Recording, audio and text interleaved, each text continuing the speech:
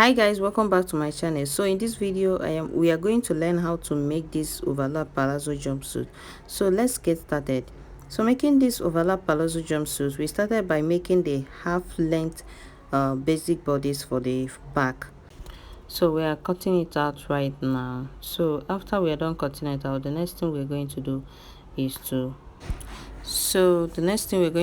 place the basic bodies this way on a new pattern paper. Then take the measurement on the down waistline and extend it to the new pattern paper this way.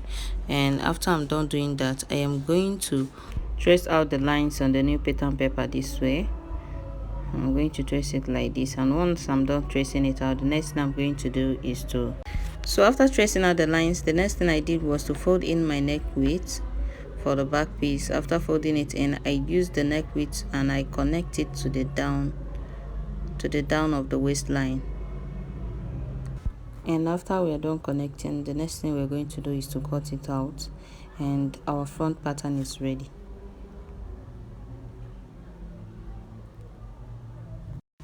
So guys, this is what we will be making use of, the back bodies and the front bodies.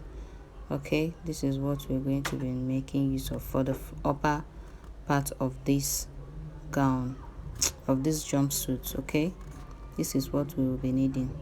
So right now we are going to be cutting out the main fabric from this pattern. Okay, so this is me after cutting out the pieces, and we have two pieces on each side. So this is what it should look like after cutting out. This is one piece and this is another piece for the front. Okay, and after I'm done doing that, this is what it should look like. And for the back, this is what it looks like unfolded. Though you don't have to cut the center of the back piece because it will not have a zipper allowance. So I had to cut out the darts. I have to mark out the darts, and I will cut it out on the main fabric. So I went up by 6 inches for the darts, then ½ inch on each side, then connect it. That's how I mark my darts. So I'm going to cut it out right now.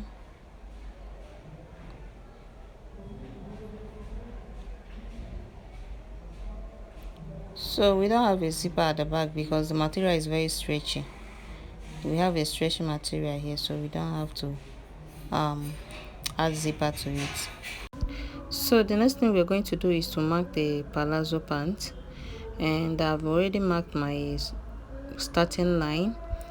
So marking my starting line, I'm going to remove the 17 inches that we used to cut the upper bodies. We are going to place our tape on a straight line, marking the full length. The full length is 60 inches. So after we are done with that, the next thing we're going to do is to,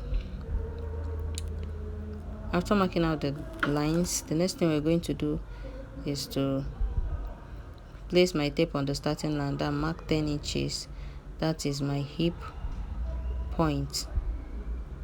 And for the 10 inches, I'm going to mark up to 15 inches as my crotch. My crotch point is 15 inches. Then I'm going to divide my waist measurement by 4.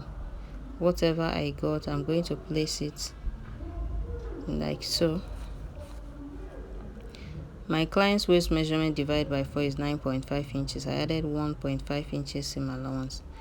And my hip point divided by 4, hip circumference divided by 4 plus 1.5 inch seam allowance. Then my crotch point I marked 15 inches. That is 15 by 15, and I'm going to connect the line this way. So on the thighs, I marked 24 as my thigh. I'm going to divide my thigh measurement by 4, and I'll add 1.5 inch seam allowance. Then I'll connect the lines down to the full length of the palazzo pants, and I will cut it out afterwards.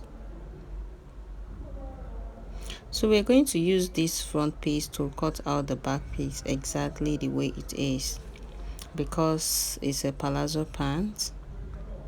You're going to use it to cut out exactly the way this one is. We're going to use it to cut out the back piece. So here I am done cutting out the back piece, and this is what it looks like. I'm trying to separate the center of the folded part of the pants. I'm cutting it out.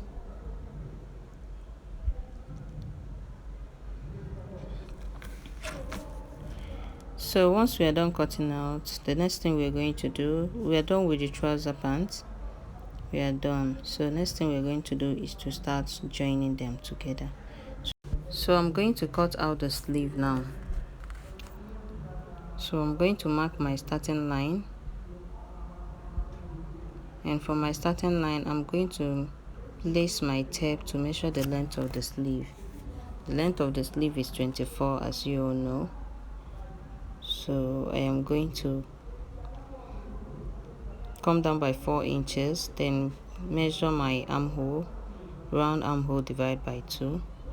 Then I will make sure I come down by, I will divide my arm, divide by 2, and also my elbow.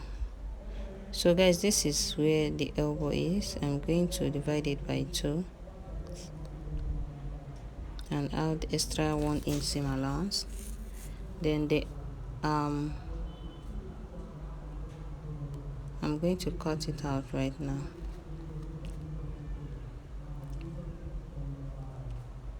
So I'm going to cut 2 of these. I'm going to use this to cut out the other side. So here there are 2 now. This is what it looks like. The sleeve, we are done with the sleeve, and we are done joining the front and the back piece and the shoulder as well. This is what the join. This is not beginners friendly. This is the intermediate. If you know how to join clothes, so you would know what I am doing. So this is how I joined. I hemmed the lines, the open lines. So guys, this is how I joined the palazzo and the pants and the upper bodies. So I joined here the 2 front piece and the 2 back piece of the trouser. Then I joined it, and you can see that that's how I joined it. And this is the back piece of the trouser. So I'm going to be shaping it right now. So I'm going to fold it, put it on a fold, and I'm going to shape it. So guys, shaping it, I'm going to divide, I'm going to check my shoulder measurements. My shoulder measurement is 17 inches. So I'm going to take out the excesses after I cut, after making sure I have 17 inches. I'm going to cut out the excesses on both sides. Then I'll mark my bust point, my waist point, my hip point, and I'm going to be dividing it by 2. I'm trying to bring out my client's measurements where I wrote it down. So my client's bust measurement divided by 4. Then now I will not add allowance to it now, but I will leave allowance to it when I'm done attaching it. I will leave allowance in case she wants some adjustments. I'll just lose it and adjust it.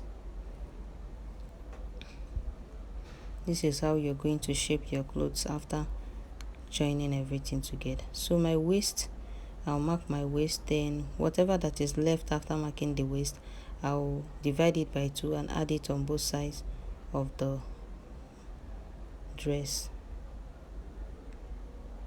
You see, this is how I'm doing it.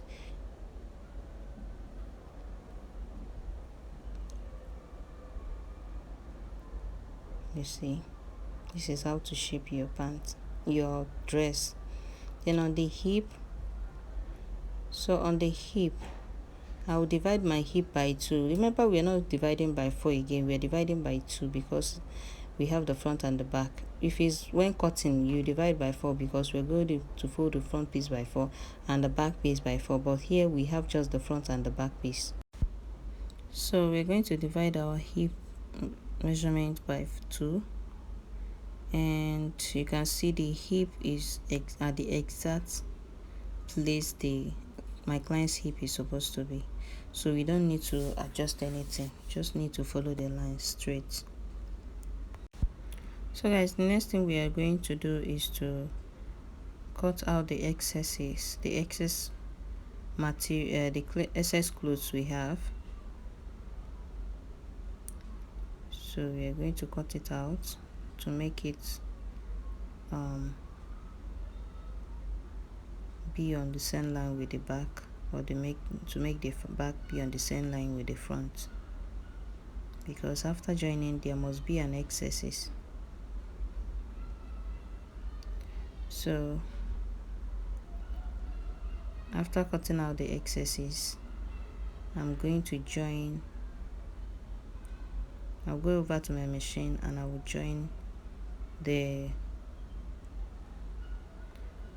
join it following the lines that I just marked. So here I am done joining. I even fixed the sleeve as well. This is what it looks like after joining. Very beautiful. And as you can see, this is what the pant looks like. You know, when cutting out the clothes, it will look rough and everything, but after sewing, joining everything together, that is why tailors are unique. They will just bring a piece of cloth and they will pieces it and join it together. It will look beautiful. This is the rope that we are going to use. This is a belt that we're going to use to if you want to tie belts, because the one I saw had a belt, so you can use the belt too. And this is the final look. This is what it looks like after I am done joining everything together. So guys, thank you for watching. See you in my next video. Bye.